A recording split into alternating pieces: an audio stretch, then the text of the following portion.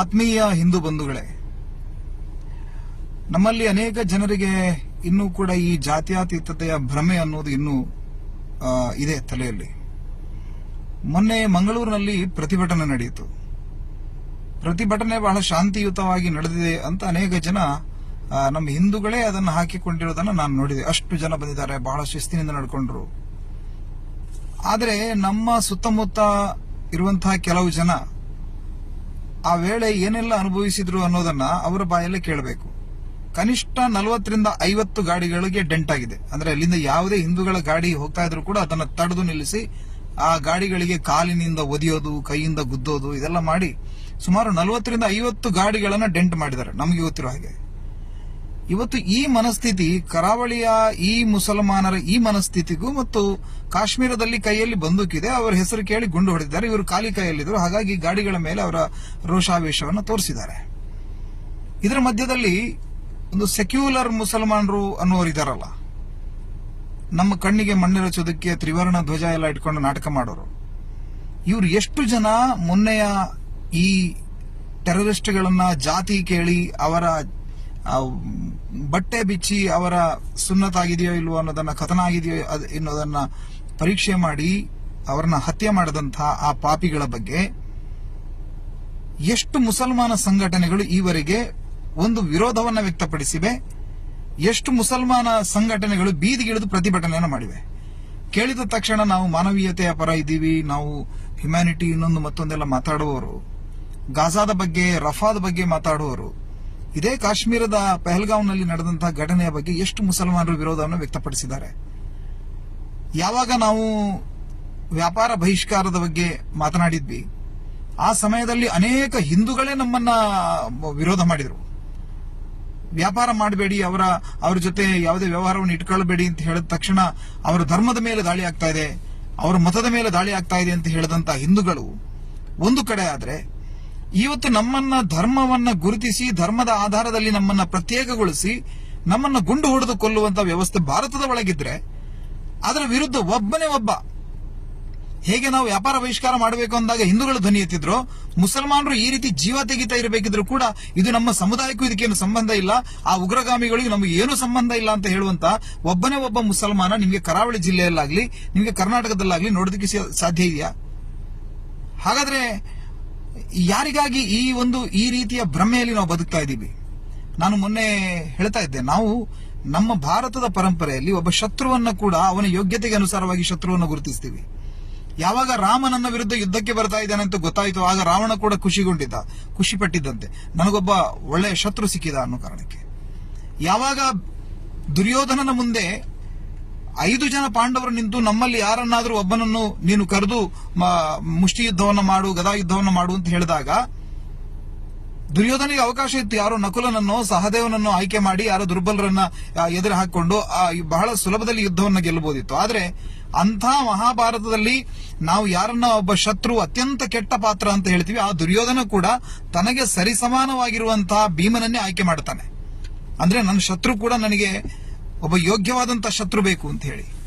ಆದ್ರೆ ಮಹಿಳೆಯರನ್ನ, ಮಕ್ಕಳನ್ನ ಗುರಿ ಮಾಡಿಕೊಂಡು ಕೈಯಲ್ಲಿ ಬಂದೂಕ್ ಇಟ್ಕೊಂಡು ಎಲ್ಲೋ ಪಾಕಿಸ್ತಾನದಲ್ಲಿ ತಿಂಗಳಾನುಗಟ್ಟಲೆ ಟ್ರೈನಿಂಗ್ ಪಡ್ಕೊಂಡು ಕಳ್ಳರ ಹಾಗೆ, ನಪುಂಸಕ ಹಿಜಡಾಗಳ ಹಾಗೆ ಭಾರತದ ಸೇನೆಯ ಸಮವಸ್ತ್ರವನ್ನು ಧರಿಸಿ ಪ್ರವಾಸಿಗರ ಮಧ್ಯೆ ಬಂದು ಆ ಮಕ್ಕಳನ್ನ, ಮಹಿಳೆಯರನ್ನ, ಅಮಾಯಕರನ್ನ, ಕೈಯಲ್ಲಿ ಏನಿಲ್ಲ ನಿಹತ್ಯೆ, ಆ ನಿಶಸ್ತ್ರಧಾರಿಯಾಗಿರುವಂತಹ ಮಕ್ಕಳ ಮೇಲೆ ಗುಂಡು ಹಾರಿಸುವಂತದ್ದು, ಅವರನ್ನು ಧರ್ಮದ ಆಧಾರದಲ್ಲಿ ಪ್ರತ್ಯೇಕಿಸಿ ಅವರನ್ನು ಕೊಲ್ಲುವಂತ ಮಾನಸಿಕತೆ ಇದೆಯಲ್ಲ, ಇದು ಯಾವುದೋ ಉಗ್ರಗಾಮಿಗಳಲ್ಲಿದೆ, ಕಾಶ್ಮೀರದಲ್ಲಿದೆ ಅಂತ ನೀವೇನು ಬಚಾವಾಗಬೇಡಿ. ಇದು ಇಡೀ ದೇಶಾದ್ಯಂತ ಇದೆ. ಅವಕಾಶಕ್ಕಾಗಿ ಕಾಯ್ತಾ ಇದ್ದಾರೆ ಅಷ್ಟೇ. ಅಲ್ಲಿ ಅವರಿಗೆ ಅವಕಾಶ ಇದೆ, ಅವರಿಗೆ ಪೊಲಿಟಿಕಲಿ ಮತ್ತು ಒಂದಷ್ಟು ಫೈನಾನ್ಷಿಯಲಿ ಎಲ್ಲಾ ರೀತಿಯ ವ್ಯವಸ್ಥೆಗಳಿದೆ. ಆ ಝೋನ್ ಅಲ್ಲಿ ಇದ್ಕೊಂಡು ಅವರು ಆ ಕೆಲಸವನ್ನು ಮಾಡ್ತಾ ಇದ್ದಾರೆ. ಇಲ್ಲಿ ಬಹಳ ಜನರಿಗೆ ಮಾನಸಿಕವಾಗಿ ಅದಕ್ಕೆ ತಯಾರಿದ್ದಾರೆ. ಅದಕ್ಕೆ ಬೇಕಾದಂತ ಪೂರೈಕೆ ಅವರಿಗೆ ಇನ್ನೂ ಆಗಿಲ್ಲ, ಆಗುವ ದಿನ ಕೂಡ ದೂರ ಇಲ್ಲ. ಇದೇ ರೀತಿ ಹಿಂದೂ ಸಮಾಜ ತಮ್ಮ ಮಧ್ಯದಲ್ಲೇ ಜಾತಿ, ಮತ, ಪಂಥ, ಭಾಷೆಯ ಆಧಾರದಲ್ಲಿ ನಾವು ಹುಡುಕೊಳ್ತಾ ಇದ್ರೆ ಖಂಡಿತವಾಗಿ ಕೂಡ ನಾವು ಹೆಚ್ಚು ಕಾಲ ಉಳಿಯೋದಿಲ್ಲ. ನನಗೆ ಕಾಂಗ್ರೆಸ್ಸಿನ ಅನೇಕ ಮಿತ್ರರಿಗೆ ಹೇಳಬೇಕು, ನಿನ್ನೆ ಒಂದು ವಾಟ್ಸ್ಆಪ್ ಅಲ್ಲಿ ಒಂದು ಅದ್ಭುತವಾದ ಒಂದು ಮೆಸೇಜ್ ನೋಡಿದೆ. ಒಂದು ವೇಳೆ ಸಿದ್ದರಾಮಯ್ಯ, ಡಿ.ಕೆ. ಶಿವಕುಮಾರ್ ಮತ್ತು ಜಮೀರ್ ಅಹಮದ್ ಏನಾದ್ರೂ ಕಾಶ್ಮೀರ ಟ್ರಿಪ್ಪಿಗೆ ಹೋಗಿದ್ರೆ ಅದರಲ್ಲಿ ಡಿ.ಕೆ. ಶಿ ಕೂಡ ವಾಪಸ್ ಬರ್ತಿರ್ಲಿಲ್ಲ, ಸಿದ್ದರಾಮಯ್ಯ ಕೂಡ ಬರ್ತಿರ್ಲಿಲ್ಲ. ಜಮೀರ್ ಅಹಮದ್ ಮಾತ್ರ ವಾಪಸ್ ಬರ್ತಾ ಇದೆ. ಯಾಕಂತ ಕೇಳಿದ್ರೆ ಧರ್ಮದ ಆಧಾರದಲ್ಲಿ ನೋಡಿ ಅವರನ್ನು ಹೊಡೆದಿದ್ದಾರೆ. ಇವ ಒಕ್ಕಲಿಗ, ಇವ ಕುರುಬ, ಇನ್ನೊಬ್ಬ ಬಂಟ ಬಿಲ್ಲವ ಅಂತ ಅವ್ರು ಹೊಡೆದಿರೋದಲ್ಲ. ಅವರು ಹಿಂದೂ ಅನ್ನೋ ಕಾರಣಕ್ಕಾಗಿ ಅವರನ್ನು ಕೊಂದಿದ್ದಾರೆ. ಹೀಗಾಗಿ ಈ ಎಲ್ಲಾ ವಿಚಾರವನ್ನು ಇಟ್ಟುಕೊಂಡು ನಮ್ಮ ಸಮಾಜ ಯೋಚನೆಯನ್ನ ಮಾಡಬೇಕು. ನಾವು ಕೇವಲ ಒಂದು ದಿನದ ಪ್ರತಿಭಟನೆ, ರಸ್ತೆಗೆ ಇಳಿದು ಪ್ರತಿಭಟನೆ ಮಾಡಿ ಧ್ವಜ ಹಾರಾಡಿಸಿ ಮರುದಿನ ಅದನ್ನ ರೀಲ್ಸ್ ಮಾಡಿ ಏನೋ ಬಹಳ ದೊಡ್ಡ ಸಾಧನೆ ಮಾಡಿದೀವಿ ಅನ್ನೋ ತರ ಬಿಂಬಿಸೋದ್ರಿಂದ ಏನೂ ಸಮಾಜದಲ್ಲಿ ಬದಲಾವಣೆ ಸಾಧ್ಯ ಇಲ್ಲ. ಮತ್ತು ಈ ರೀತಿಯ ಪ್ರತಿಭಟನೆಗಳು ವಾರಕ್ಕೊಂದು ನಡೀತಾನೆ ಇರ್ತವೆ ದೇಶದಲ್ಲಿ. ಬಹುಶಃ ನಮ್ಮ ಸೇನೆ, ನಮ್ಮ ಸರ್ಕಾರಗಳು ಕೂಡ ಒಂದಷ್ಟು ದಿನ ಇನ್ನು ಆಪರೇಷನ್ಸ್ ಗಳು ಮಾಡಬಹುದಲ್ಲಿ ಒಂದು ಯಾರ್ಯಾರು ಉಗ್ರರಿದ್ರೆ ಹಿಂದೆ ಕೆಲಸವನ್ನು ಮಾಡಿದ್ದಾರೆ ಅವ್ರನ್ನ ಹಿಡಿತಾರೆ, ಅವ್ರನ್ನ ಕಾನೂನಿನ ಕ್ರಮಗಳು ಅವರ ಮೇಲೆ ಆಗಬಹುದು, ಒಂದಷ್ಟು ಎನ್ಕೌಂಟರ್ಸ್ ಗಳಾಗಬಹುದು. ಆದ್ರೆ ಈ ಮಾನಸಿಕತೆಗೆ ಏನ್ ಹೇಳ್ತೀರಾ ನೀವು? ಇದು ಯಾರೋ ಒಬ್ಬ ಅತಿರೇಕಕ್ಕೆ ಹೋದವನನ್ನು ಹಿಡಿದು ಕೊಲ್ಲುವಂತದ್ದೇನಿದೆ, ಇದರಿಂದ ಯಾವುದೇ ಸಮಸ್ಯೆಗೆ ಪರಿಹಾರ ಅನ್ನೋದು ಸಿಗೋದಿಲ್ಲ. ಈ ಮಾನಸಿಕತೆ ಇಡೀ ದೇಶದಲ್ಲಿ ಬೆಳೀತಾ ಇರುವಂತಹ ಈ ಮಾನಸಿಕತೆಯನ್ನ ಮಟ್ಟ ಹಾಕೋದಿಕ್ಕಾಗಿ ಯಾವ ಮತೀಯ ಗ್ರಂಥಗಳು ಈ ರೀತಿಯ ಕೆಲಸಕ್ಕೆ ಅವರನ್ನ ಪ್ರೋತ್ಸಾಹಿಸ್ತಾ ಇವೆ? ನೀವು ಯಾವ ಸವಲತ್ತುಗಳನ್ನು ಕೊಟ್ಟರು ಕೂಡ ಅವರನ್ನ ಬದಲಾಯಿಸೋದಕ್ಕೆ ಸಾಧ್ಯ ಇಲ್ಲ. ಇವತ್ತು ಕಾಶ್ಮೀರಕ್ಕೆ 1.5 ಲಕ್ಷ ಕೋಟಿ ರೂಪಾಯಿ ಕೇಂದ್ರ ಸರ್ಕಾರ ಖರ್ಚು ಮಾಡ್ತಾ ಇದೆ. ಹಾರ್ಡ್ಲಿ ಅಲ್ಲಿಂದ ಒಂದು 10-15 ಸಾವಿರ ಕೋಟಿ ರೂಪಾಯಿ ನಮಗೆ ಆದಾಯ ಇರೋದು. ಉಳಿದ ಅಷ್ಟು ಹಣವನ್ನ ಅವರು ಯಾರನ್ನ ಕೊಲ್ಲಿದ್ದಾರೆ? ಮಹಾರಾಷ್ಟ್ರದ ಜನರನ್ನು ಕೊಂದಿದ್ದಾರೆ, ಕರ್ನಾಟಕದವರನ್ನ ಕೊಂದಿದ್ದಾರೆ, ಬೇರೆ ಬೇರೆ ರಾಜ್ಯದ ಜನರನ್ನ ಗುರಿ ಮಾಡಿ ಕೊಂದ್ರಲ್ವಾ ಭಾರತೀಯರನ್ನ? ನಾವೇ ನಮ್ಮ ದುಡಿದ ಹಣದಿಂದ ಅವರನ್ನ ಸಾಕ್ತಾ ಇರೋದು ಇಷ್ಟು ವರ್ಷದಿಂದ.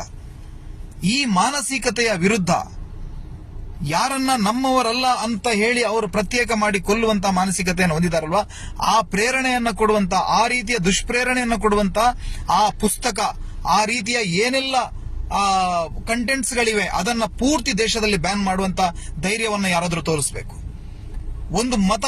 ಒಂದು ಮತೀಯವಾದಂತ ಚಿಂತನೆ ಇರೋವರೆಗೆ ಜಗತ್ನಲ್ಲಿ ಶಾಂತಿ ನೆಲೆಸಲಿಕ್ಕೆ ಸಾಧ್ಯ ಇಲ್ಲ. ಸಹಬಾಳ್ವೆ ಅನ್ನೋದು ಅವರ ಪುಸ್ತಕದಲ್ಲೇ ಇಲ್ಲ, ಅವರ ಗ್ರಂಥದಲ್ಲೇ ಇಲ್ಲ ಅಂತ ಆದ್ಮೇಲೆ ಅದನ್ನ ಜಾತ್ಯತೀತ ವ್ಯವಸ್ಥೆಯ ಒಳಗಡೆ ಸಂಪೂರ್ಣವಾಗಿ ನಿಷೇಧಿಸುವಂತ ಧೈರ್ಯವನ್ನ ಯಾರಾದ್ರೂ ತೋರಿಸಬೇಕು. ಚೀನಾದ ಕಮ್ಯುನಿಸ್ಟ್ ಅನ್ನು ನಾವು ಬೈತೀವಿ, ಆದ್ರೆ ಚೀನಾದಲ್ಲಿರುವಂತಹ ಕಾನ್ಸಂಟ್ರೇಷನ್ ಕ್ಯಾಂಪ್ಗಳು ಅವುಗಳು ಇದೇ ಕೆಲಸವನ್ನು ಮಾಡ್ತಾ ಇರೋದಲ್ಲಿ. ಉಯ್ಗುರ್ ಪ್ರಾಂತ್ಯದಲ್ಲಿ ಇಂತಹ ಘಟನೆಗಳು ನಡೆದಾಗ ಚೀನಾ ಈ ರೀತಿಯ ಕೆಲಸವನ್ನು ಮಾಡಿತ್ತು. ಇಸ್ರೇಲ್ನಲ್ಲಿ ಈ ರೀತಿಯ ಕೆಲಸಗಳು ನಡೀತಾ ಇದೆ. ಸೌದಿ ಅರೇಬಿಯಾದ ಒಳಗಡೆ ನಡೀತಾ ಇದೆ. ಅಲ್ಲಿ ಈ ರೀತಿಯ ಕಟ್ಟರವಾದಿ ಮುಲ್ಲಾ ಮೌಲ್ವಿಗಳನ್ನ ಹಿಡಿದು ಜೈಲಿಗೆ ಹಾಕ್ತಾರೆ. ನಮ್ಮ ದೇಶದಲ್ಲಿ ಯಾಕಾಗಲ್ಲ? ಈ ಕೆಲಸವನ್ನ ನರೇಂದ್ರ ಮೋದಿ ಸರ್ಕಾರ ಮಾಡಬೇಕು. ಇಲ್ಲದೆ ಹೋದ್ರೆ ಕೇವಲ ಈ ರೀತಿ ಒಳಗಡೆ ಕೀವನ್ನ ಇಟ್ಟುಕೊಂಡು ಗಾಯದ ಹೊರಗಡೆ ಏನೇ ಲೇಪವನ್ನು ಹಚ್ಚಿದ್ರು ಕೂಡ ಅದರಿಂದ ಈ ಸಮಸ್ಯೆ ಬಗೆಹರಿಯೋದಿಲ್ಲ ಅನ್ನುವಂಥದ್ದು ನನ್ನ ಅನಿಸಿಕೆ. ನಮಸ್ತೆ.